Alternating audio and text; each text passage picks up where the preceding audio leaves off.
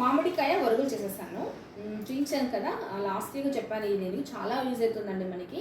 1 year పాటు చక్కగా ఫ్రిడ్జ్లో లేకుండా ఇంట్లోనే ఏదైనా ఎయిర్ టైట్ కంటైనర్ పెట్టేసుకున్నాం అనుకో 1 ఇయర్ పాటు వాడుకోవచ్చు. దేనికంటారా, దీన్ని ఏదైనా పులుసు కూర చేసుకున్నప్పుడు కానీ, పప్పుచారుకి కానివ్వండి, సాంబార్ కానీ, రెగ్యులర్గా వాడే చింతపండు ప్లేస్లో ఏదైనా సరే వాడుతుంటాం కదా మనము, ఆడేసుకోవచ్చు. చూడండి, ఇలా అంటే మనకి సౌండ్ రావాలి, గలగల సౌండ్ రావాలన్నమాట. అప్పుడు స్టోర్ చేసుకున్నా కానీ ఎటువంటి ఫంగస్ ఫామ్ కాకుండా మంచిగా ఉంటుందన్నమాట.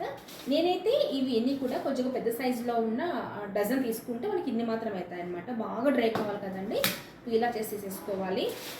మనం పప్పు చేసుకోవాలనుకోండి, ఒక 3-4 ఉన్న దగ్గర జస్ట్ ఒక ఇన్ని సరిపోతుంది. ఒక 5-6 పీసెస్ వేసామంటే సరిపోతుంది అనమాట. అదే సాంబార్ కనుకోండి, కొద్దిగా ఎక్కువ వేసుకోవాలి. ఇలా ఈమెయిన్ ఇంకొక 2 వేసుకుంటే 4 ఉన్న చోట 2 పూట సాంబార్ కావాలంటే మాత్రం ఈమెయిన్ వేస్తే సరిపోతుంది అనమాట. పప్పు ఉడికిన తర్వాత వేసుకున్నా కానీ చాలా సాఫ్ట్గా అయిపోతుందండి. కరిపించదు కూడా. చింతపండుతో సమస్య ఉన్న వాళ్ళు, మెయిన్గా గ్యాస్ట్రిక్ సమస్య ఉన్న వాళ్ళు ఇది వాడి చూడండి, 100% రిలీఫ్ ఉంటుందన్నమాట. ట్రస్ట్ మీ, చాలా ఈజీ చేసేసుకోవచ్చు. ఎలా చూసేస్తాను మీరు చూసేసేసేయండి.